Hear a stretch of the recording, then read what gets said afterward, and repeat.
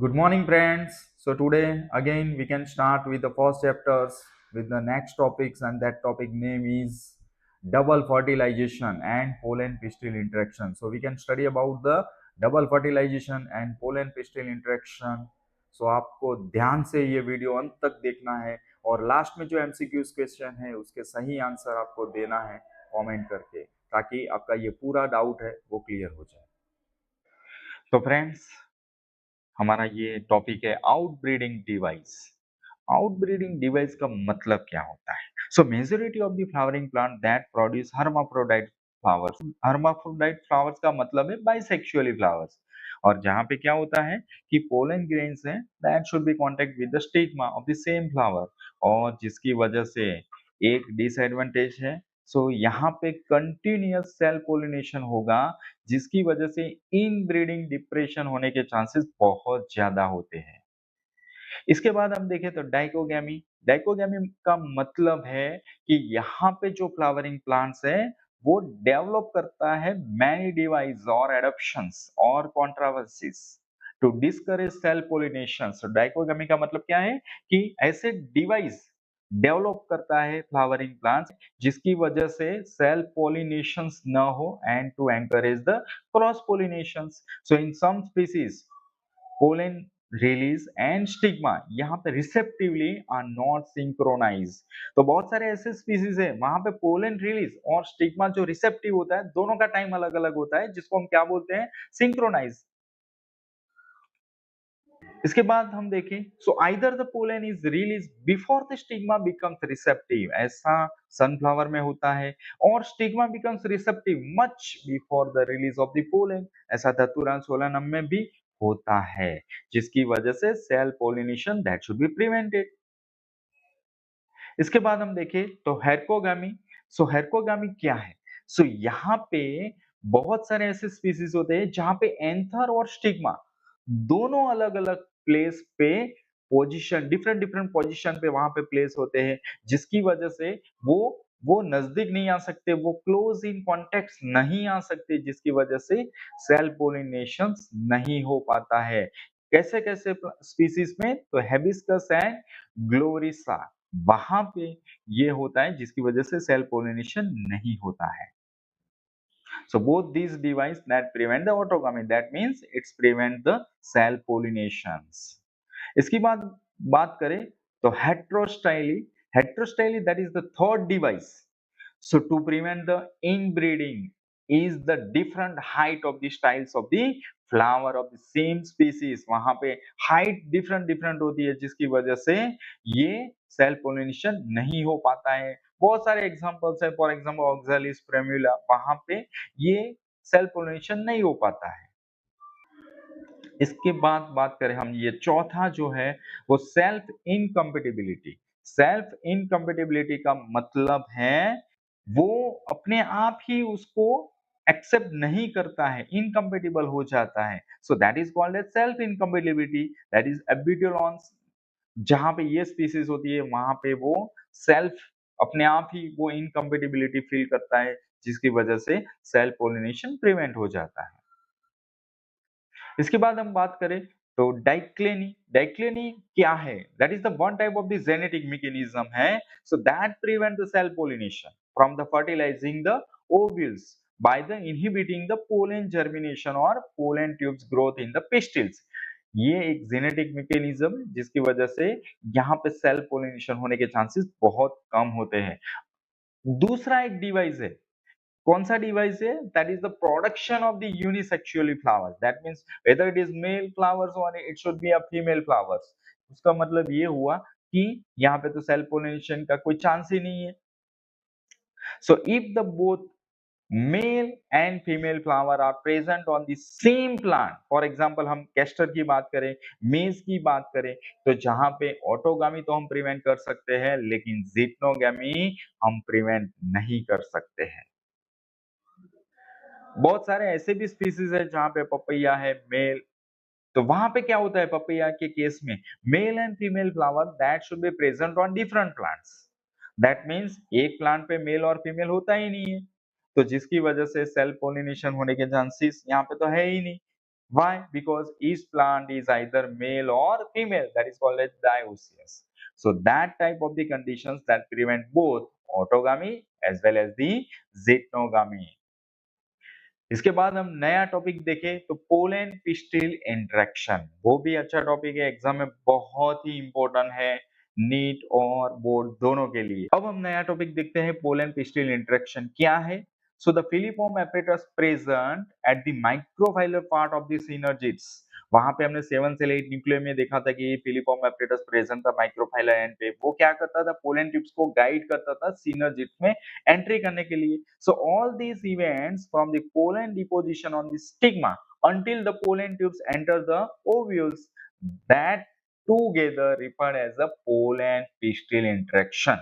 तो ये जो दो इवेंट्स बनती है साथ में हम उसको क्या बोलते हैं, पोलन पिस्टिल इंटरेक्शन बोलते हैं। अब पोलन पिस्टिल जो इंटरेक्शन है that is one type of the dynamic process है, जिसकी वजह से क्या होता है कि that involving pollen recognitions and that is followed by the promotions, whether it is promotions or inhibition of the pollens। ये है पोलन पिस्टिल इंटरेक्शन, आप देख सकते हो फिगर में। इसके बाद हम बात करें आर्टिफिशियल हाइब्रिडाइजेशंस।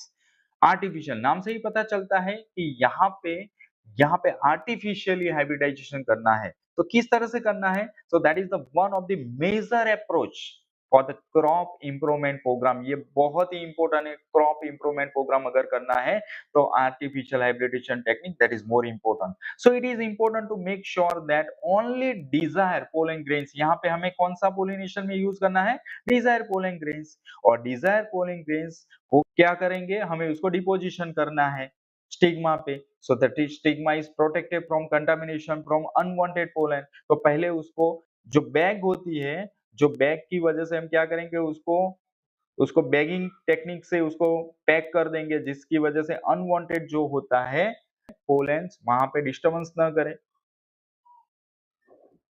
सो ये जो अचीव करने के लिए हमें दो टेक्निक हमने वो अभी बोला, एक है इमेस्कुलेशन और एक है बैगिंग टेक्निक। पहले इमेस्कुलेशन करना है। इमेस्कुलेशन करने के लिए हमें क्या करना है, जो बायसेक्सुअली फ्लावर्स है इसमें से एंथर को कट कर देना है फ्लावर में से।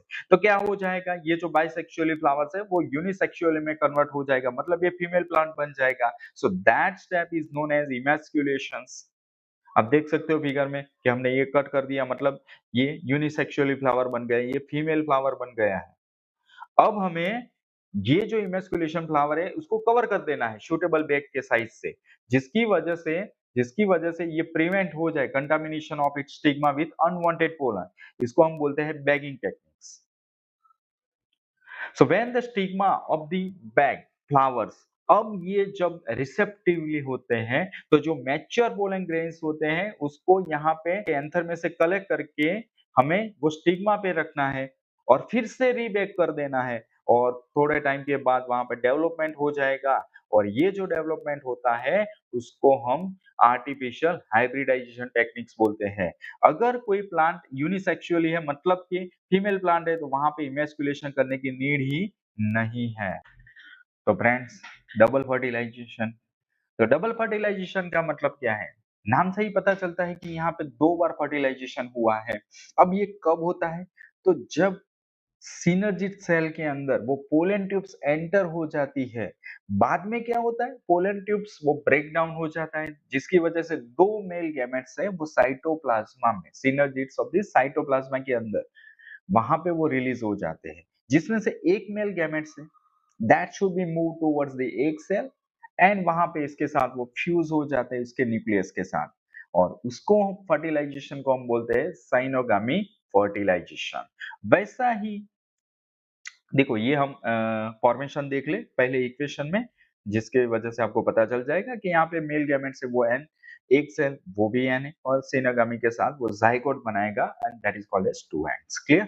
सो नाउ दी जो अदर मेल गैमेट्स था वो किसके साथ फ्यूज हो जाएगा, वो सेकेंडरी न्यूक्लियस के साथ वो वहां पे फ्यूज हो जाता है, और जिसकी वजह से वो प्राइमरी एंडोस्पर्म न्यूक्लियस बना देंगे। सो ये जो फ्यूजन था उसको हम ट्रिपल फ्यूजन बोलेंगे, क्योंकि यहाँ पे टोटल 3 न्यूक्लियाई वहां पे पार्टिसिपेट होती है, जिसकी वजह से उसको हम बोलते हैं ट्रिपल फ्यूजन।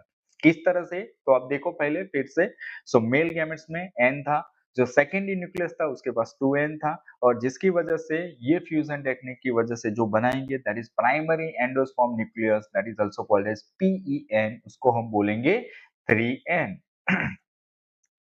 यहाँ पे दो टाइप्स का फ्यूजन होता है, एक है साइनोगामी एंड दूसरा है वो triple fusion in the embryo.